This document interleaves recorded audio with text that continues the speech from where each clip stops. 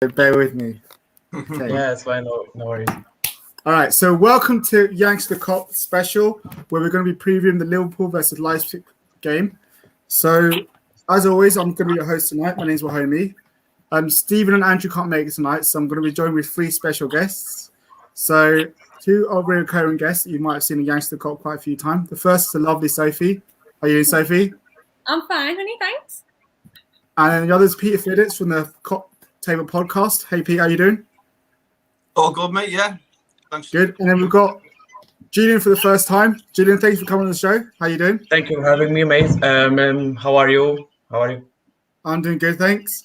Yeah, so obviously, we're here to obviously preview the Liverpool versus Leipzig away. So obviously we're on the back of. How's everyone feeling on the back of that Leicester game? First off, I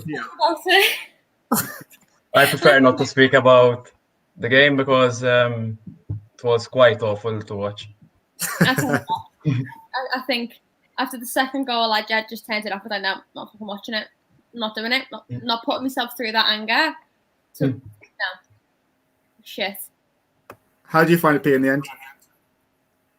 Yeah, very disappointing. And up until 70 minutes, everything was well. We was creating a few chances here and there and look comfortable, really. And then all of a sudden, they get that free kick, don't they? Score the goal, debatable offside VAR again. And then it went downhill, didn't it, from there? And yeah, it was very disappointing once again at the end. But let's hope now we can turn the corner and get back to winning ways tomorrow night.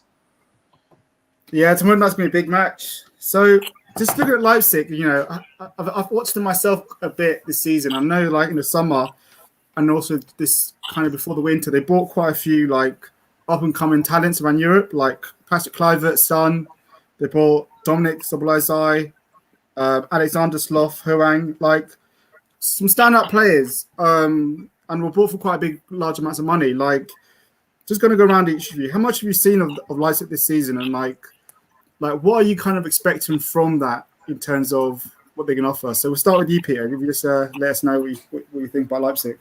To be honest, I've not seen a great deal of Leipzig. I watched them in the Manchester United game. I think that's the closest I've seen them. But from what I've seen previously, the manager Julian Nagelsmann, he's very astute, isn't he? He knows the game inside out. Tactically, very, very aware, and he sets his team up pretty similar to what Jurgen Klopp does. He likes to play counter-attack football. He likes his team to play quick, pressing, high press, like the German sides like to do. So some of the signings they've made have been a quality. I know Liverpool have watched Dominic Szoboszlai in the past, and to see him move there in January was a little bit of a surprise. But it's one of the Red Bull type transfers, isn't it, where they transfer a player from another one of their clubs into a bigger club and see how he does from there. Probably sell him on again, but at an even bigger fee once he gets his games for Leipzig. So yeah, a very, very good side, and one that Liverpool are going to have to be really on the game tomorrow night.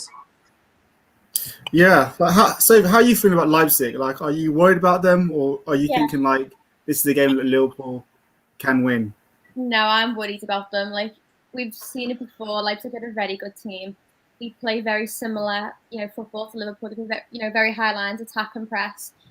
They are very similar, and their manager has openly come out recently and said that he watches Liverpool games not only to see what the competition is like, but because he admires Klopp and he bases his ideology off ours type thing. And they play so similar that it can either be an amazing game where we go head to head and it's a really good clash, but they've come up against really top quality teams. They're 4 points off Bayern now, aren't they, in the Bundesliga? They beat Atleti last year. They lost PSG. They beat Tottenham 4-0 in aggregate. Like, they are a very strong team, and I think it'd be very foolish to write it off and just say it's an easy win, especially coming off the back of our performances recently. I'm not filled with the most confidence. I'm looking forward to it, but I'm not necessarily feeling great about it. Julian, going on to you, like how are you feeling about Leipzig? Like, what's your what do you think of them, and what do you feel in terms of the tie for us? I haven't seen Leipzig play very much this season. I've only seen them play against United. In the first match, they were completely destroyed. However, in the second game, Angelino ran the show. He terrorized the United defense. We just need to be very careful from him. I think he's the main player that we need to look out for, because if, for example, if he's attacking in Trent's side and he's caught napping for 1 second, boom, he can exploit us like he did with Wan-Bissaka in December. It's gonna be really. Oh, sorry. Continue. Continue. So yeah, continue what you're saying. Oh, it's gonna be a really interesting match, because Leipzig are rising up. They haven't been around for quite a lot of years. Only like 2009 they were found, I think, something like that. And they've done quite a significant amount of progress. And it's going to be really, really interesting, because they've got a very solid backline. And right now, because our injury problems, it's not as good as we all hoped. We just need to be careful and try and take our chances, because in my opinion, the last few games, apart from the City game, because I don't think we had as much chances, if I remember correctly, we missed a lot of chances, and unfortunately, we paid the price for it. Leicester didn't have any chance until the controversial free kick they scored, and then after that, we fell apart mentally.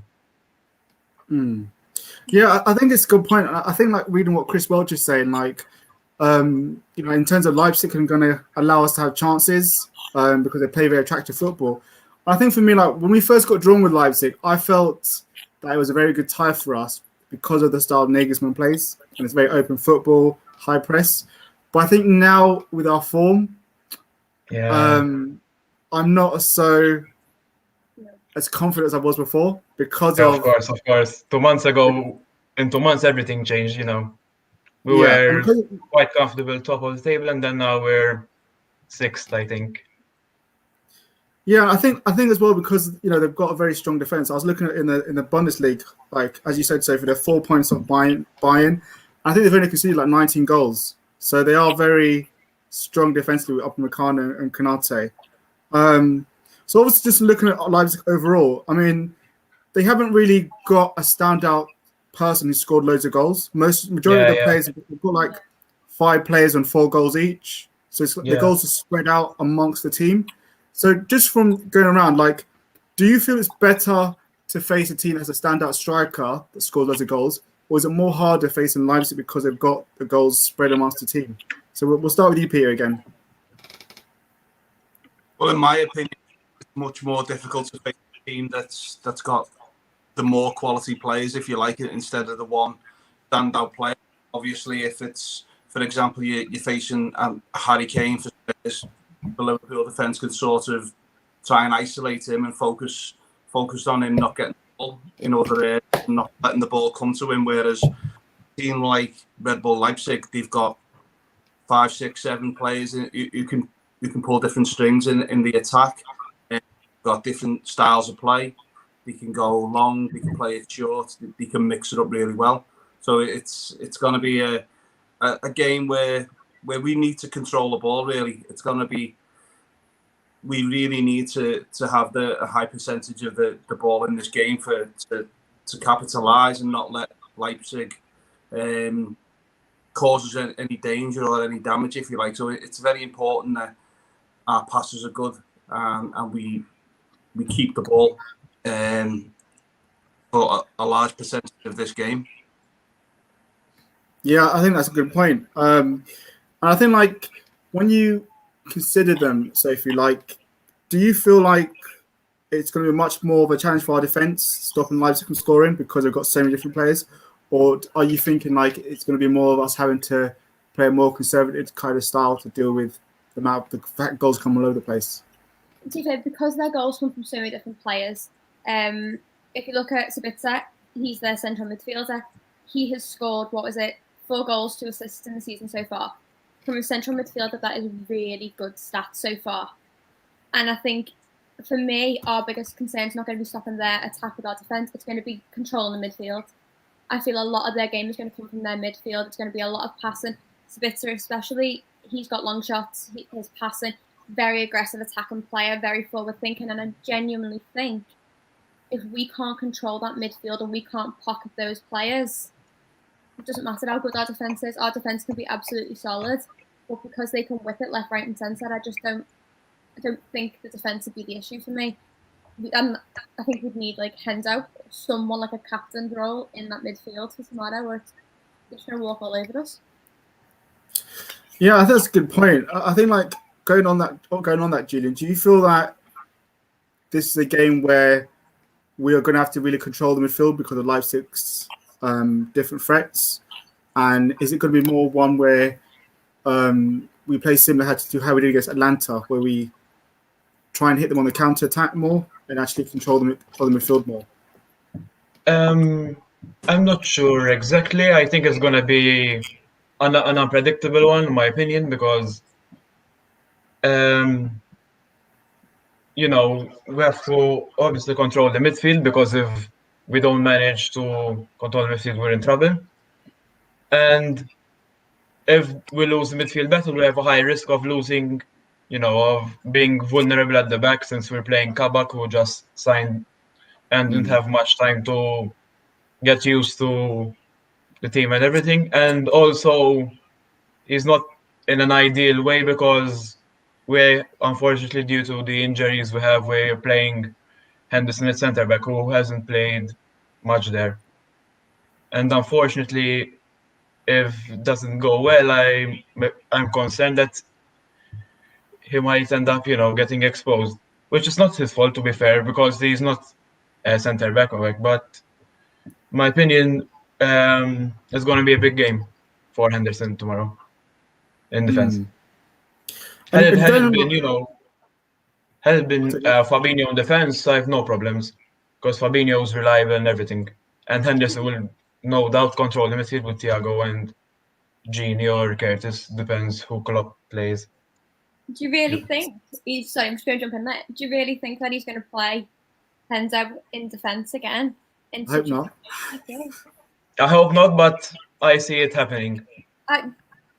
Fabinho's travelling with the squad. If he proves his match day fitness, he should be in there. Yeah. No, he hasn't. It was said before that he travelled with the squad. He had to prove his match day fitness but he was travelling with them. When? About 2 hours ago was the last time I saw him. Whether he hasn't. Oh no! I think he's gonna be out for this week and the next. He should be back for the second leg. Oh, poor fucking Reece Williams in there.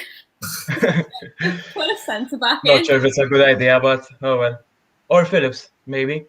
Phillips can't play. He's not eligible for Champions League football. But I think after the group stage, they update the squads, and I think they registered him. They removed Minamino because he went on loan, obviously.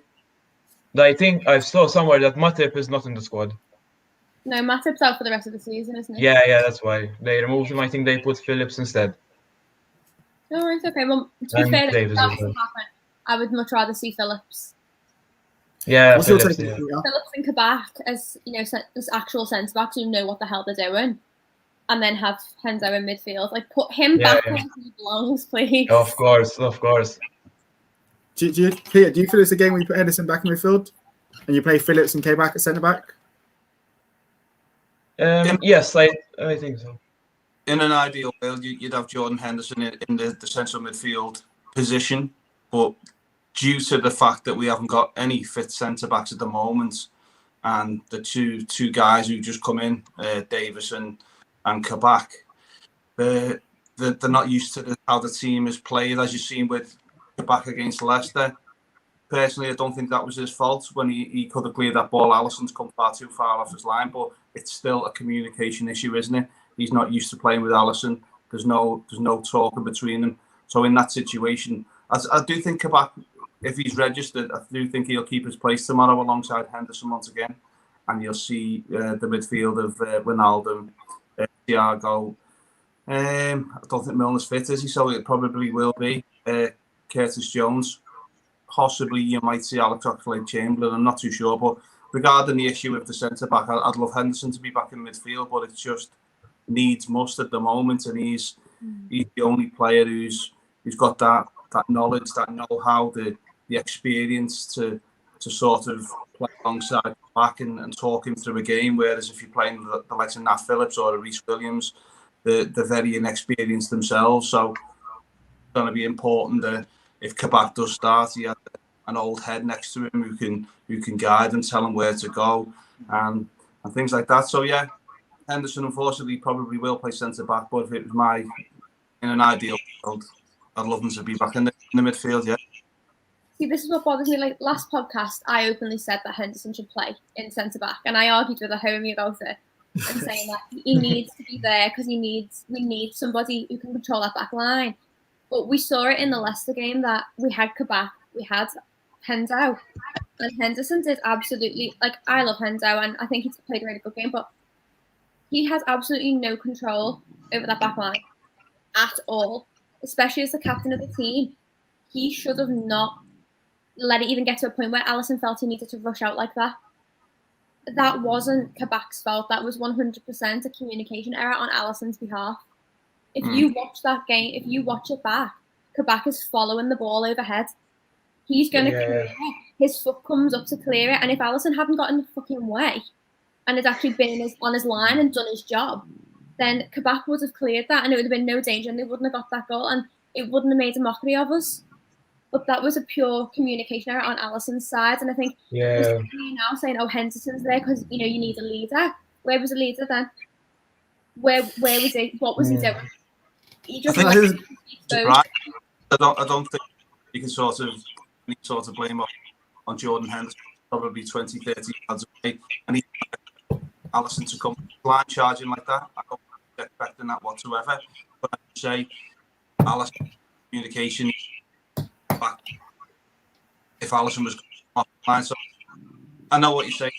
You need a leader, also maybe a language barrier.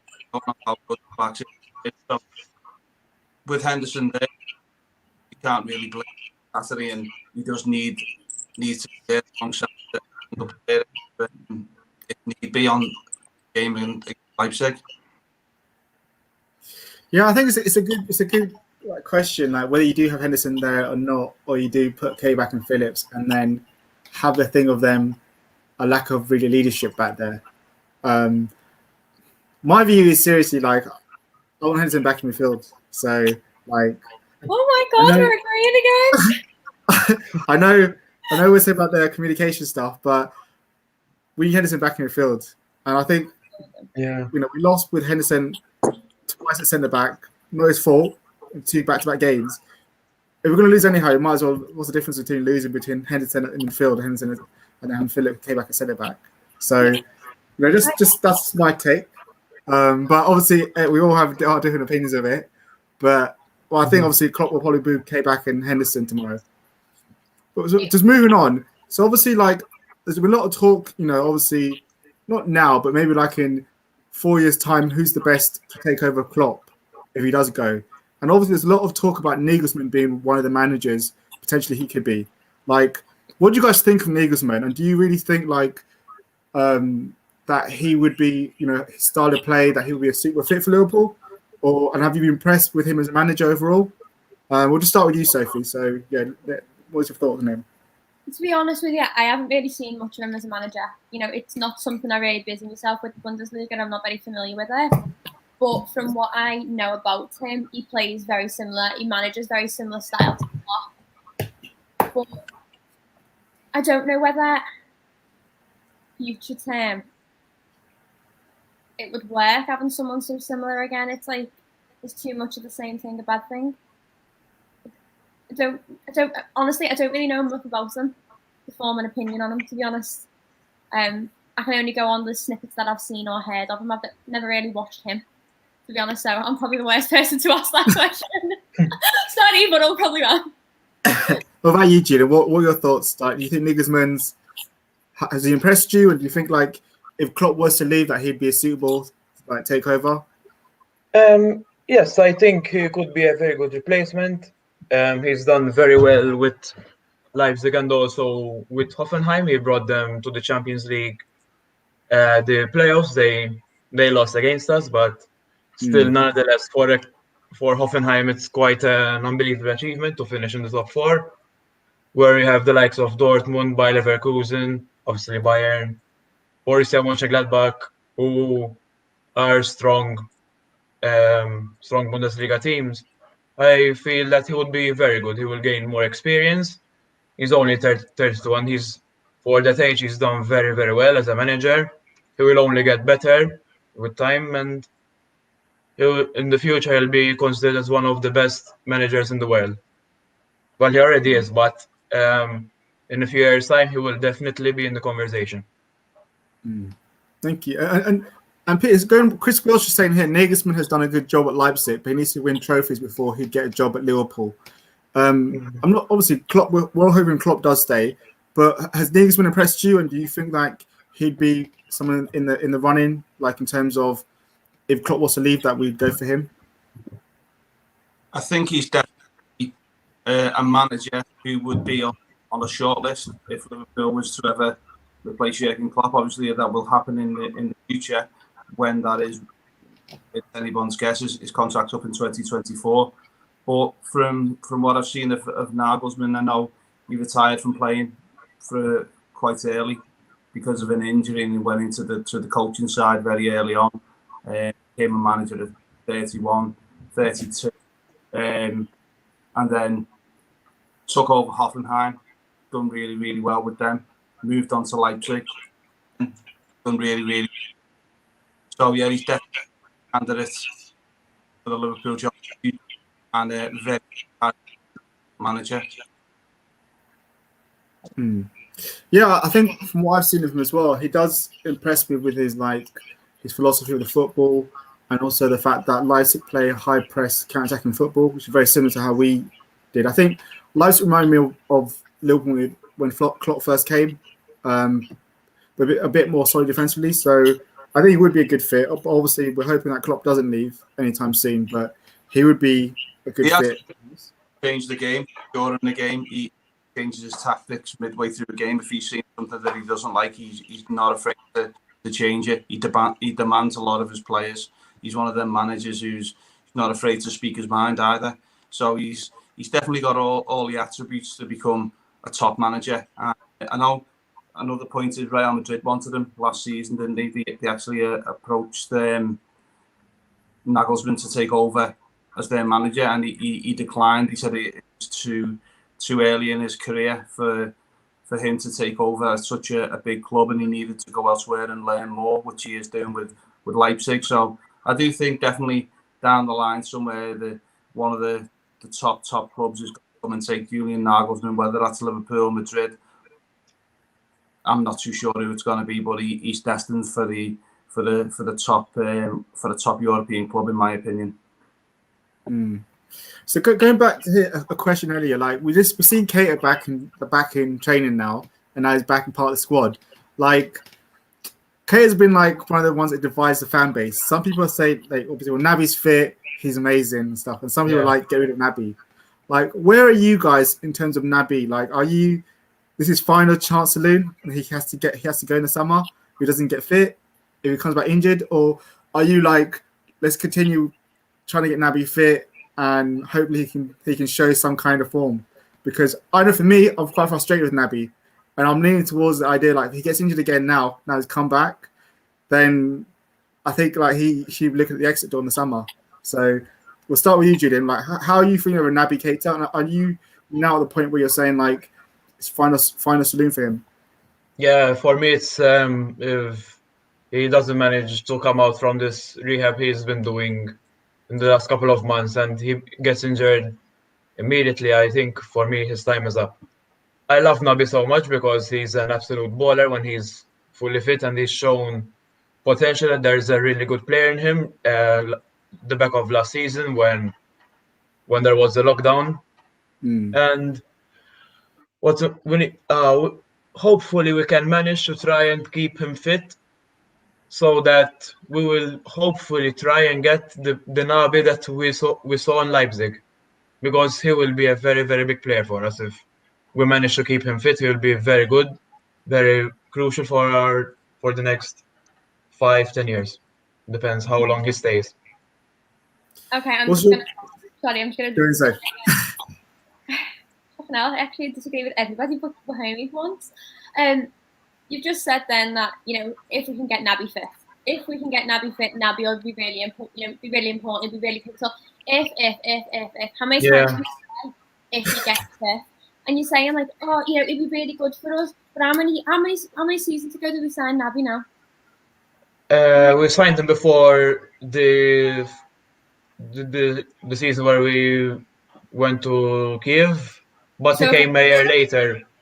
So you're looking at 3 years, 2-3 years. Yeah. 2-3 years, and we're still waiting to unlock Naby. This is sounding a little bit like United trying to unlock Paul Pogba after 5 years. Now, when you're going to call, you know, a spade and just say, look, all right, Naby, he was amazing at RB Leipzig, but the Bundesliga is much slower. Yeah, he shows really good elements and qualities when he's fit, but it's a big when he's fit. It's like massive. Yeah. When he's fit, he's great. When he's injured, he's out for months, and it's never just like a little injury. Like, you know, Milner, he picks up a knock. 3 days later, he's back in training. Naby his toe, pulls his groin, he's out for 7 months. And it's just like, how much longer can you accept this injury-prone player wasting wages, wasting money, wasting all of these opportunities, these squad places that young players should be having? It stops us from signing new talent. Wahome, you always say that we need a creative midfielder and an attacking midfielder. Naby is holding the space of an attacking midfielder, and if he can't get fit, then he can fuck off. Like, but how many times can you say? Like, I do like Naby. I think he's a very good player. But again, it's always a big but. It's always followed by a but.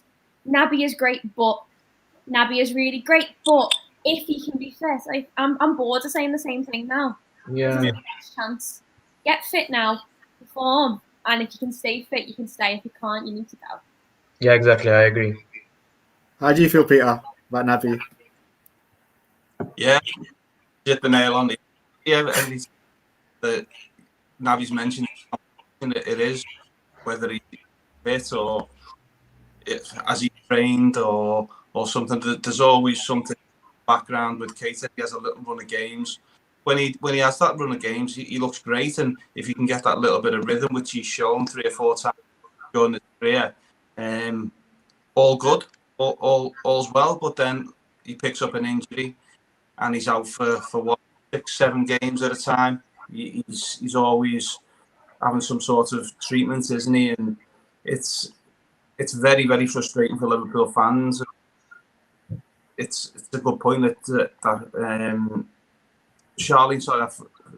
Sophie makes that. Oh, Joe! Wrong name. that she sort of holding the place back for a player who's potentially can come into the squad and replace Keita. So I think he is pretty much in the last chance saloon now, and I don't think he's even fit for tomorrow, is he? I don't think he's even travelled with the squad, so it's gonna be the weekend. Possibly you might see him on the bench in Sheffield United after that. So he's still 2-3 games away from even starting to get a rhythm. So he's. When did Naby go out? He was out off the Palace game, then. He was off the Palace game. What was his injury exactly? Because they never told. It was I think he had muscle or something. Don't know. Hamstring, I think it was. Yeah. I know Naby struggled with like muscle injuries, especially like his groin injury that kept him out for a long time, and that didn't help either. You know, the national teams. Yeah. You know, you look at it going, oh, Naby's fully, ready now, but he's not fully fit yet. He's going to take a couple of weeks to get back up to fitness, and it's just, are we going to get 1 game out of him again, and then he's gone? You know. It's always the case, isn't it? Yeah. But with our luck recently, it is. You get 1 game out of them, and then it's like, oh, 6 have dropped. Yeah. That's fun, isn't it? It's great. Well, It's we're like going you back. can't celebrate a player coming back. Which one? I was saying it's like you can never celebrate a player coming back, because when player comes back injured, we have 2-3 more out injured. Yeah. Yeah, it's I don't know if someone's just 2-footing other people in practice. Oh, you haven't got a broken leg? Whack! Now you have. Become a competition of who can stay the fittest the longest. Hence, just like 2-footing people out. That's what he's doing. Completely makes sense. Well, going back to the game, like in terms of Leipzig, obviously they've got some very good players like Angelino, Sabitzer, Sabitzer, Forsberg. Like, who do you feel is a danger man that we really have to watch out for? That could be the difference maker for Leipzig tomorrow. Start with you, Peter. I think Szoboszlai, who's still got to be the one who to keep an eye on. We're gonna close him down onto that ball because somebody who can pass. He's somebody who can hit the ball 35 yards and put it to the top corner. He's got lots of attributes for a 21, 22-year-old player, is he? And he's Hungarian international. Looks like he's settled straight away with this Leipzig side, doesn't it? And the other players are running off him. You've got them strikers ahead of him who know his game now. He's been there long enough for them to understand how he plays. So he's the one who's the danger man. But they've got lots of very good players, like you say. Sabitzer is another very good player. Wang up front. Forsberg's one who'll drift. He'll come across the front three. He'll find here and there, picking up little pockets of areas where he can pick the ball up and create something. So it's going to be a very, very tactical game, and one where Liverpool are going to have to be really on the ball. And I'm sure Klopp has had the lads watching videos of this Leipzig side and had the tactical breakdown of how they play and sort of trying to negate their tactics, if you like. But yeah, going back to the original question, I think Szoboszlai is going to be the danger man against us tomorrow night. Yeah, I think like Stefan McCann's talking about Angelino, and I think very good players. I think he's got 4 goals and 3 assists. So, like, in your opinion, like Sophie, who do you think is a danger man? I said it before at the start of the podcast, Sabitzer, and that's why I think the game's going to be held mostly in midfield tomorrow. I think that's where the biggest battle's going to be, because Sabitzer, he was an attacking player that has transitioned into midfield, so he knows how to bring that play forward, and those final decision-making skills are going to really benefit their midfield. And, like I said before, he's got 4 goals and 2 assists in the season. He's a very forward-thinking press-type player. He'll effectively, like, pick up his targets. Thinking one of the games, who were we playing? Bayern, we were playing Bayern. You saw Neuer hesitated, and he took 2 steps to the left. Like, he was going to track that way and decided to whip it across instead. He's very tactical in that, and he will confuse the defence. He will confuse those players in front of him, and his ability to put pressure on those players around him as well. Like, he picks up those little pockets. He's a little bit like Thiago in the sense that he finds those areas and those weaknesses and exploits them, and he exploits them very, very well.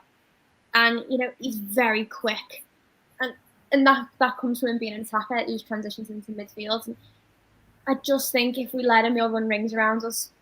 Especially if we've got a makeshift defence to cover makeshift midfield, to cover a makeshift defence. He's just going to run rings around us.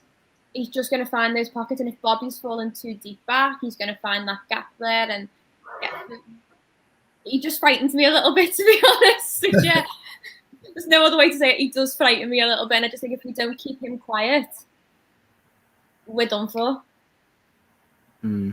What's your take, Julian? Who do you think is the danger man that we need to worry about the most? I think Angelino is going to be the big threat, because we know Trent hasn't had the best of performances defensively this season as right back, and I think if Trent loses that bit of concentration, he will be definitely caught up. It's going to be really interesting. We'll see if Szoboszlai plays. He will create some big chances for Leipzig for sure.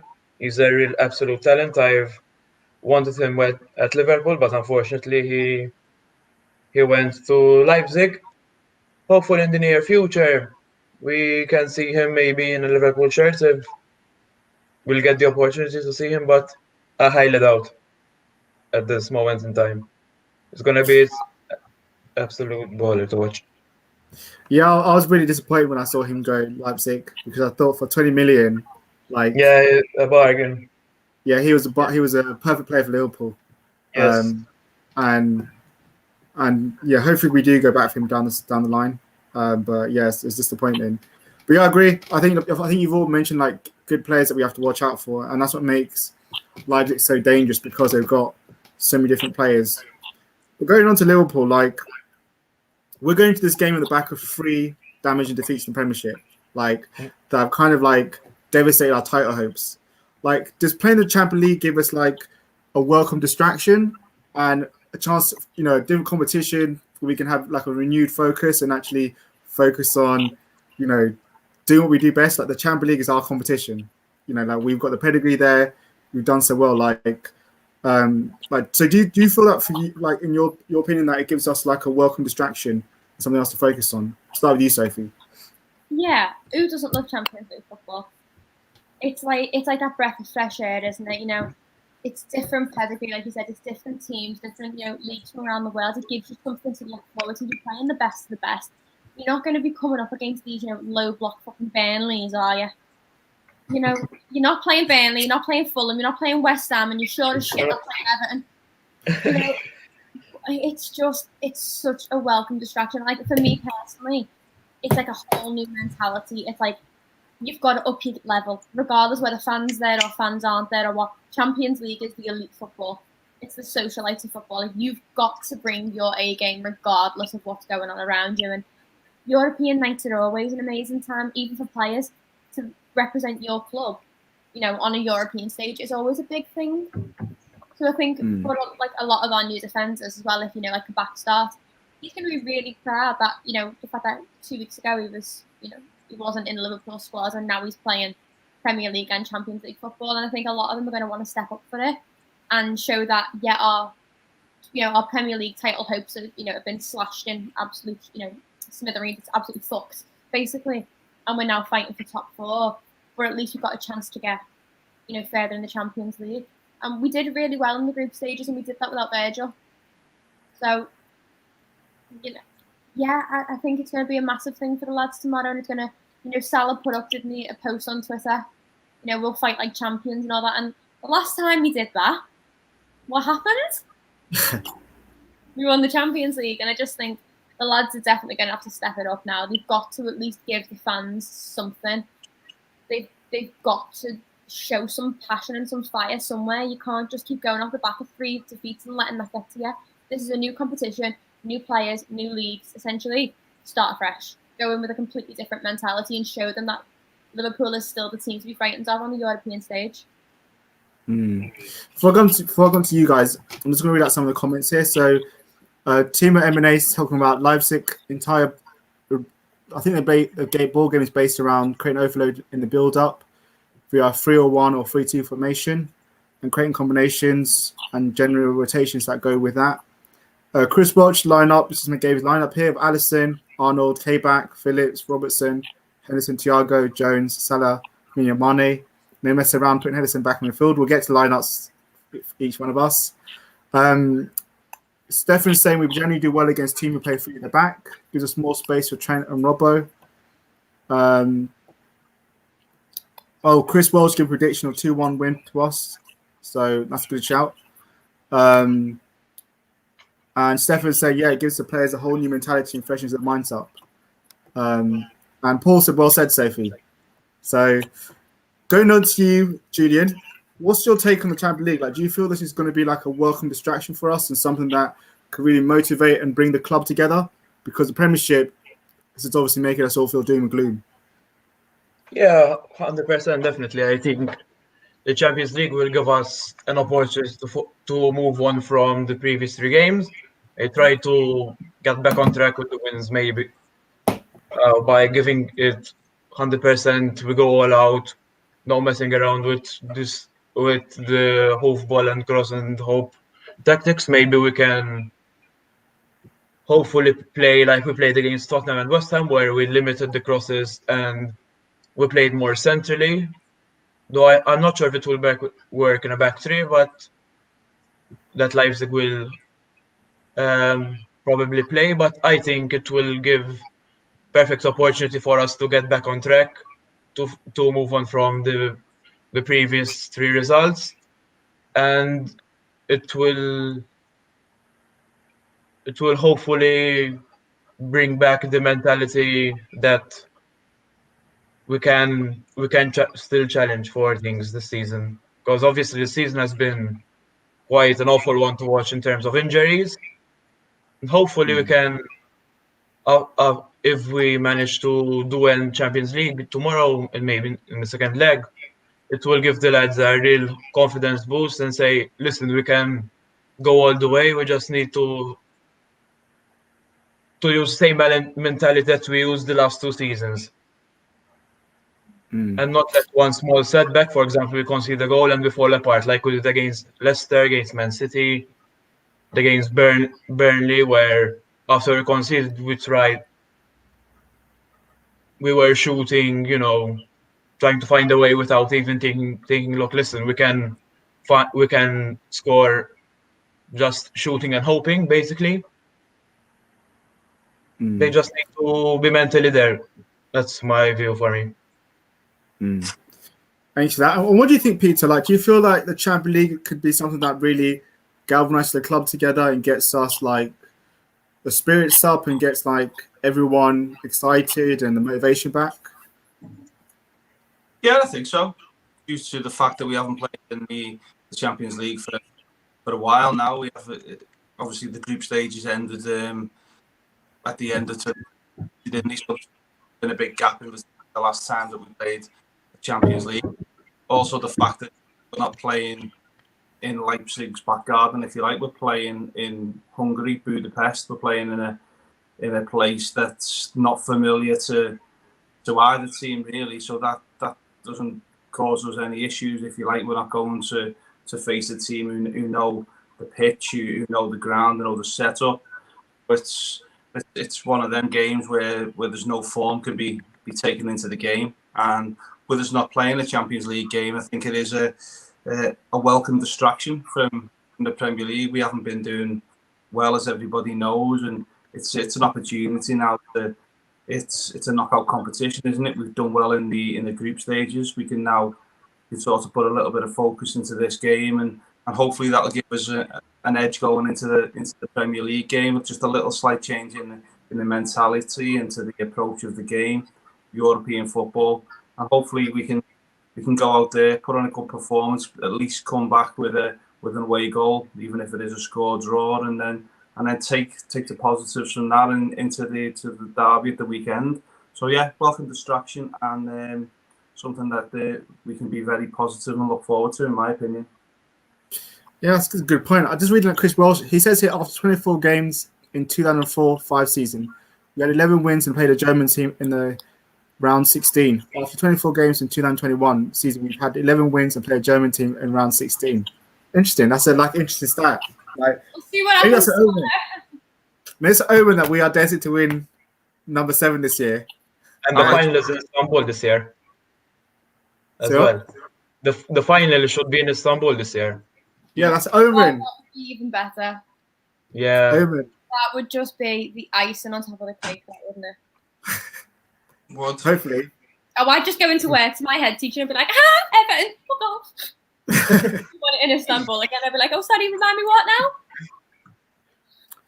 So looking at the game again, Leipzig are very unlikely to adapt a low block, and which is kind of obviously where Liverpool really had like an Achilles heel most of the season against teams that play low block. So how do you think we should approach this game to ensure that we can come away with 3 points? Because I'd rather 3 points than a draw. Even though a draw is still a good result, I'd rather the 3 points. So, like, how do you think is the best for us to approach this game, Julian? As a formation, you were saying, or? Yeah, just like to get the win. Like, how do you think we should approach Leipzig tomorrow to try and get the 3 points tomorrow?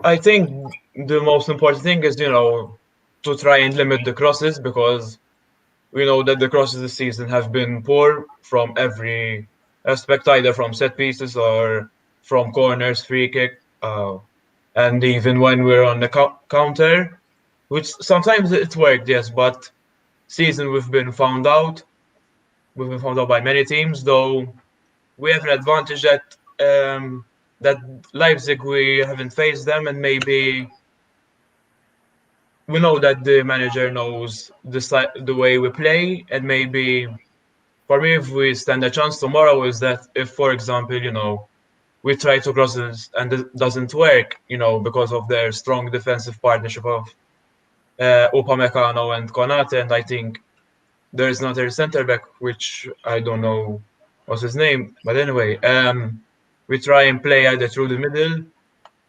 For example, first we go out with 4-3-3 formation, and then, for example, the crosses don't work. Even maybe either 4-3-1-2 with Firmino behind Mane and Salah. Not sure if that will ideally work, but I think it will be a good alternative style of play we can go out tomorrow with. I like that. Peter, do you think we should go for a 4-3-1 tomorrow, or how do you think we should approach this game tomorrow to try and get the 3 points? I think he'll stick with his 4-3-3, like, or 4-1-2-3 with the midfielders pushed a little bit further up than the number 6 with the usual front three.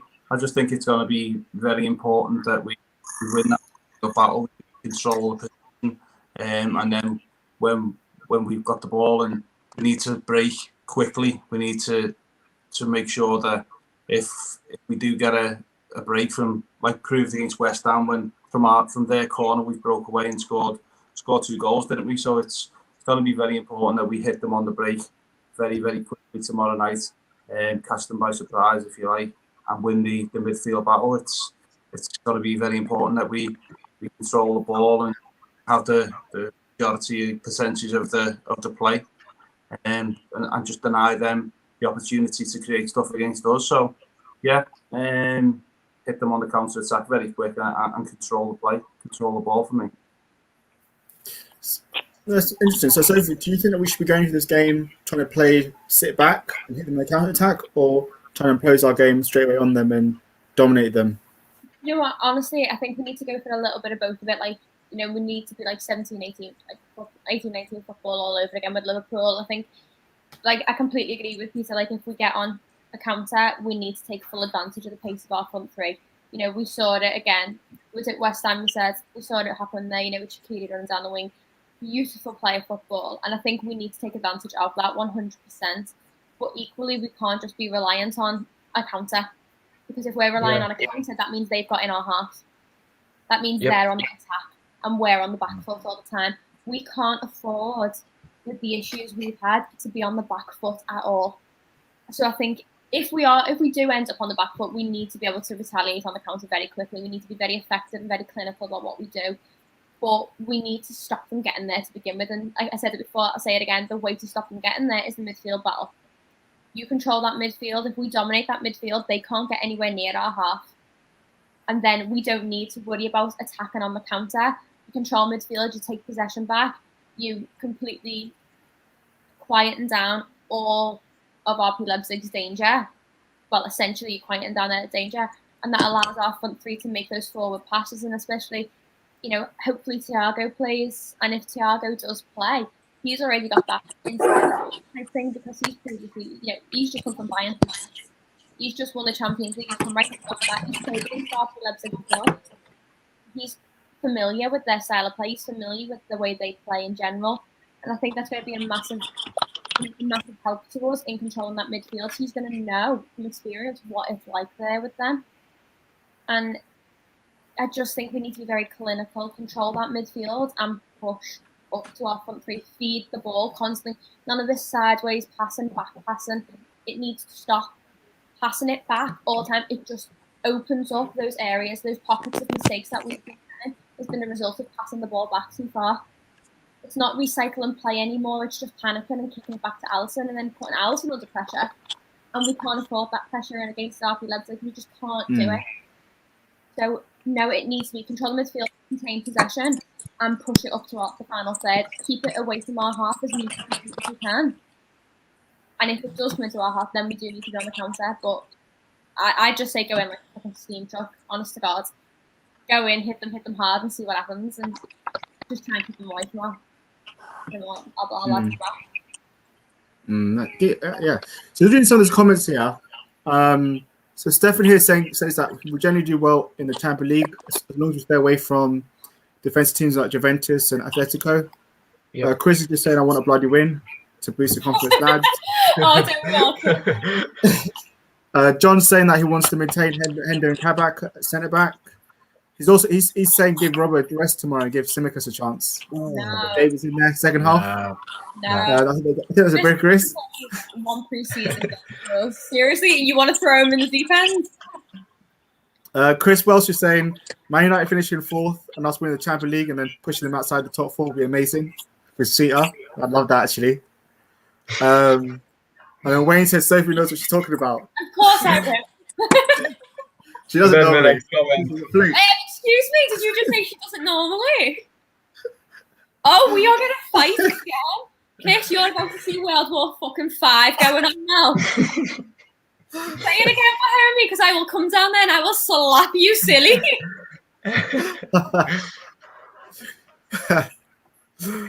Okay, go back to the game.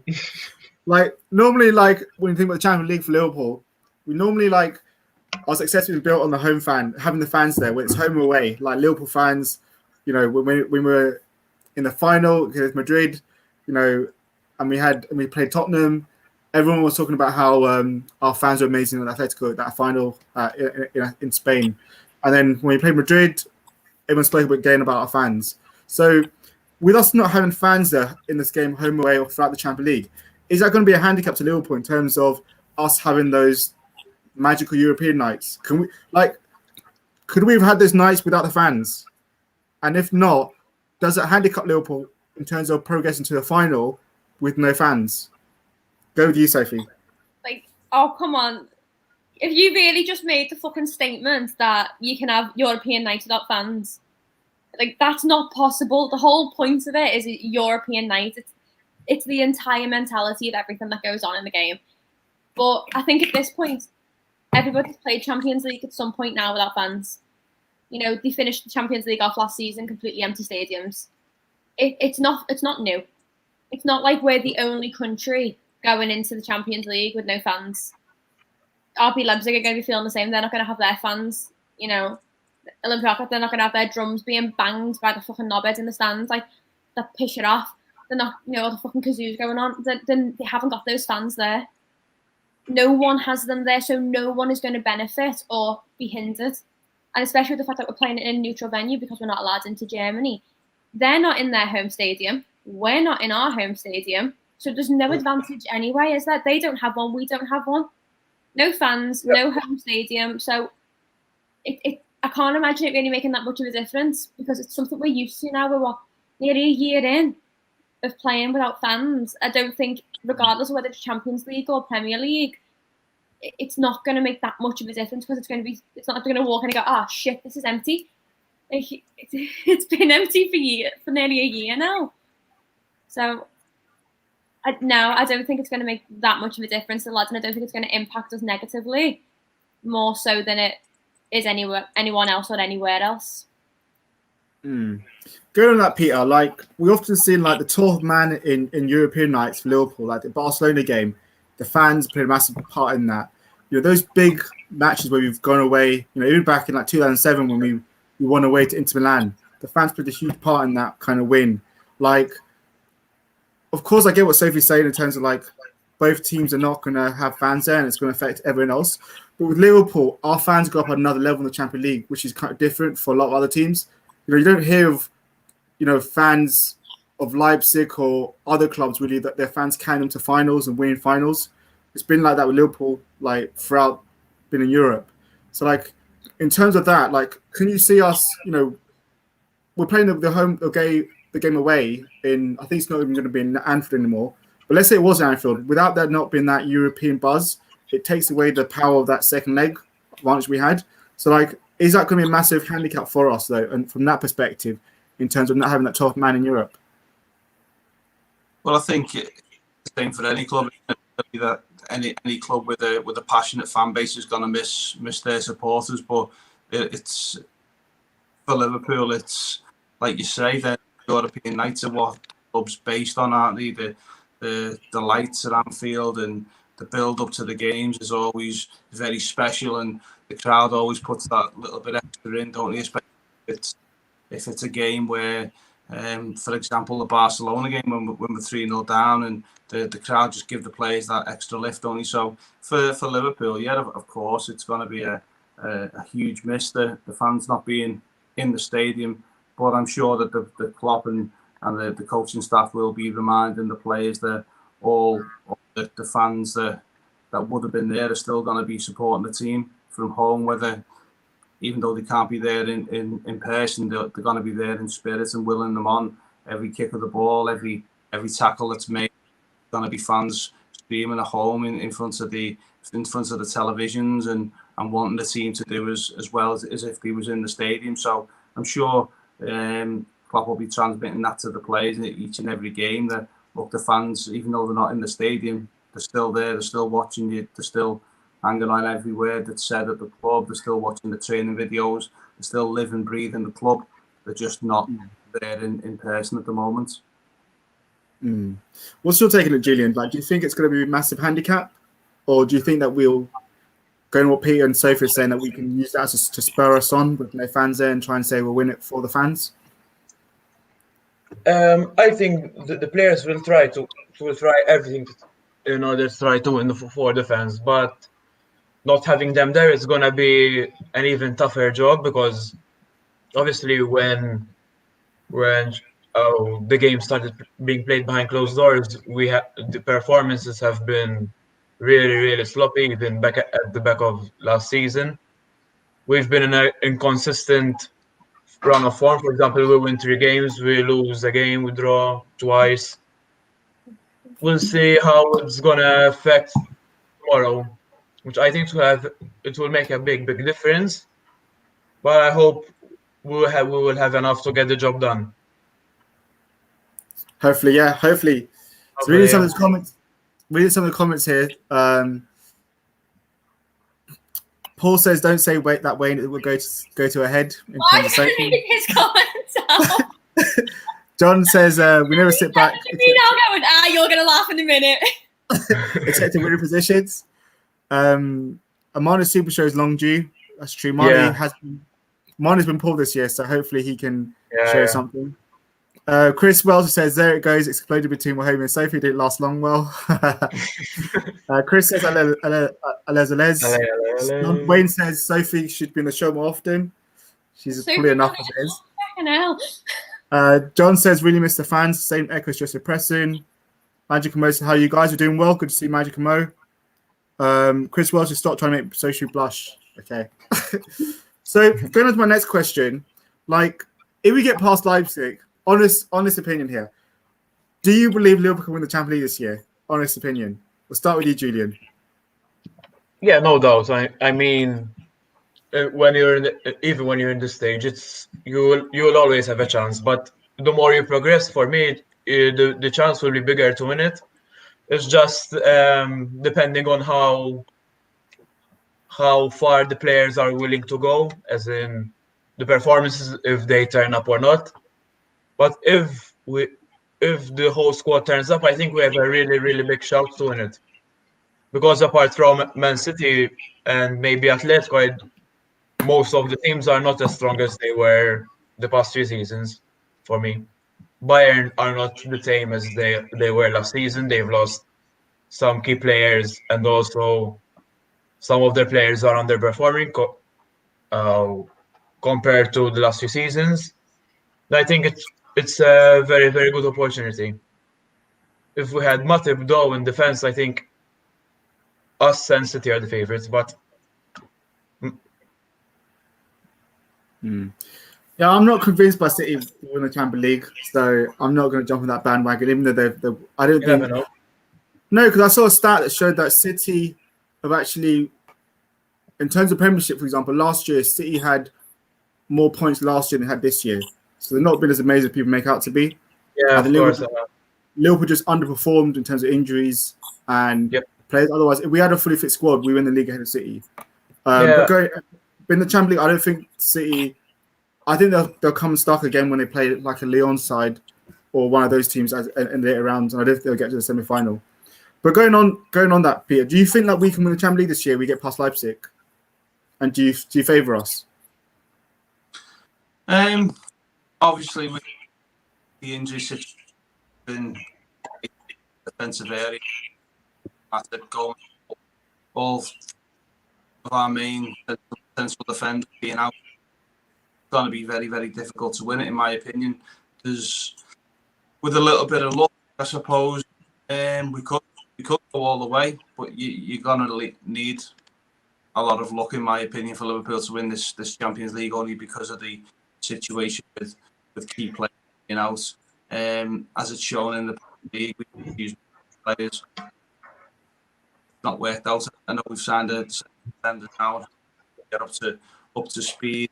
I'm not saying we're not going to win it, but it's going to be very, very difficult, and I'd absolutely love us to win this Champions League season. But like I say, it's going to be very, very difficult for us to lift that trophy for me. What about you, Sophie? Do you see us, if we get past Leipzig, we can win it? I'm gonna stick with Peter on this one. I think it's going to be difficult for us to win it.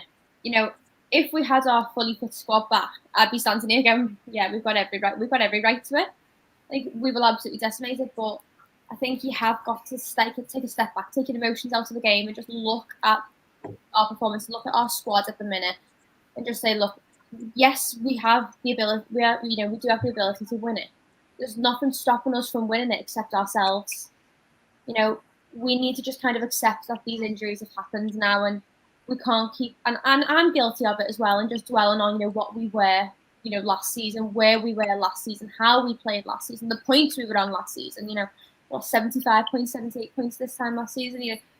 It's heartbreaking looking back at it that way, but you've got to look at new season, very difficult season, very difficult circumstances. We had this argument on the last podcast about a certain pandemic that's disrupting football world, but no, I'm going to completely agree with you. It is going to be very difficult for us to do it, and I'd love us to lift the number 7, especially during this time, especially even added on the fact that we have struggled in the league so far.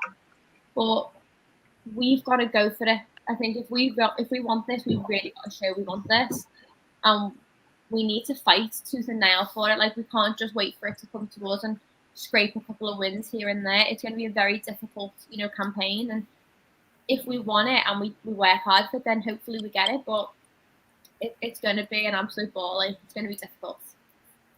I will say this: like, the 2005 team, Liverpool, they lost 14 games in the Premiership.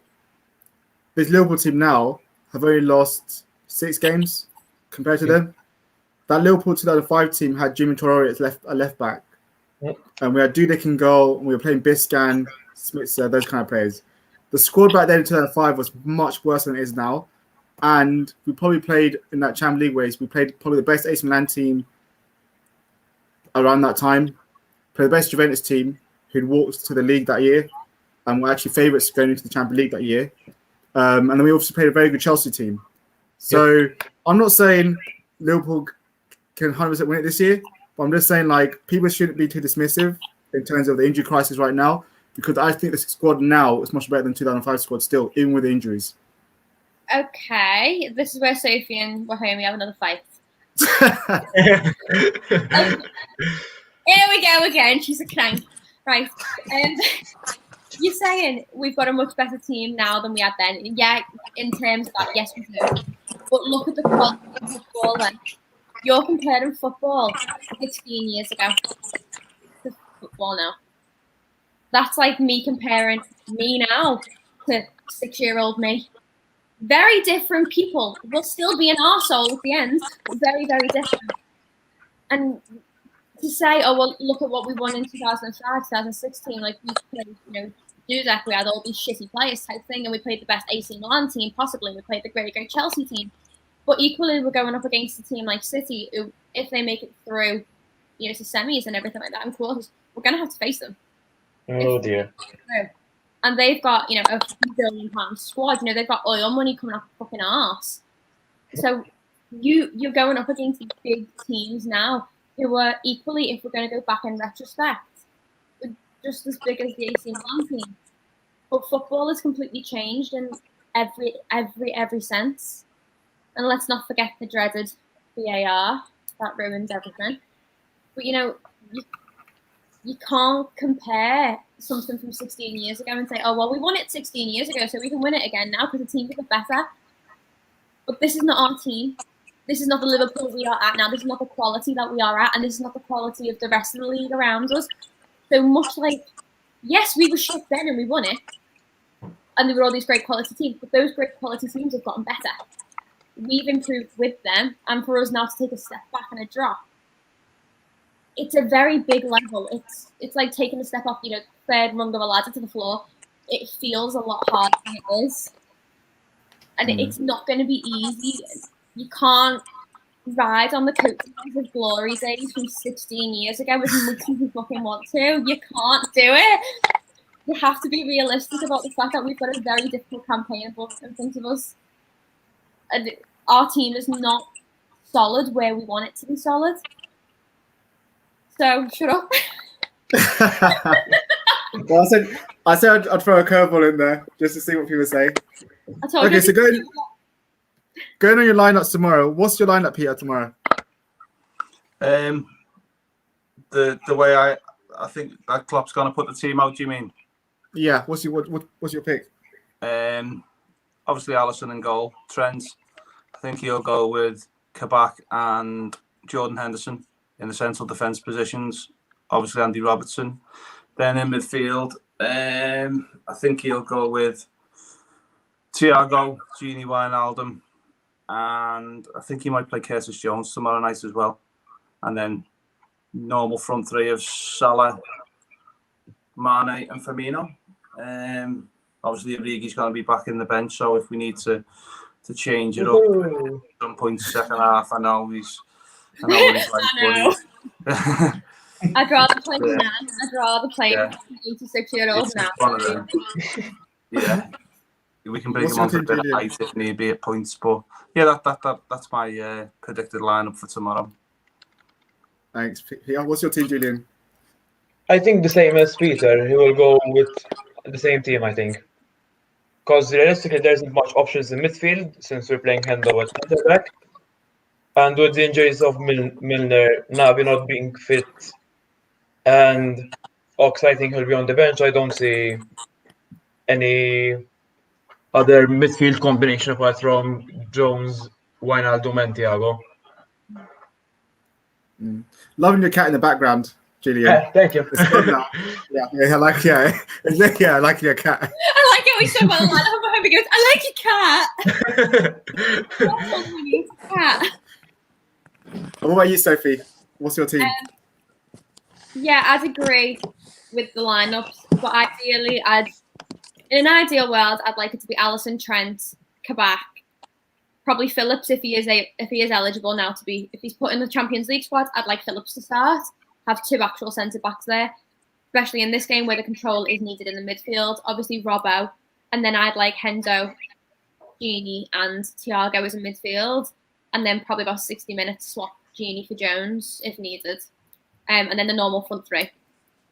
But I just know he's going to put Hendo in centre back, isn't he? Yep. Yeah, I agree with that. I agree with your team. Not the team. My left arm to not have Hendo in centre back anymore. Yeah, it's not my team as well, but I think it is. I agree with you. I think it is the team that Klopp will go with. Chris Welch is saying here that we need to get Henderson midfield and two natural centre backs, and we've got a chance. That Bayern, Atletico Madrid, and Man City are the only teams that can win the Champions League other than us. K-Wick and Davies must start. That's what Magical Mo's saying. Should take a risk again and go all out against Leipzig. John's saying K-Wick and Davies are centre back, but it's got to be more like K-Back and Hendo. He doesn't think we'll win the league, Champions League. He thinks we'll finish, but second place finish in the league and a semi-final position, and I'm cool. Chris Welch said Origi's a club hero. Don't disrespect the lad. Magical Mo says sees when Klopp starts Adrian. So I want you guys I'm going to go around with you. I want you guys to pick one key player for you tomorrow that's going to make a difference to Liverpool. We'll start with you, Julian. Who's the one to watch for Liverpool tomorrow? Usually I go for Salah, but I think Mane is bound a masterclass, and I hopefully it will be Mane.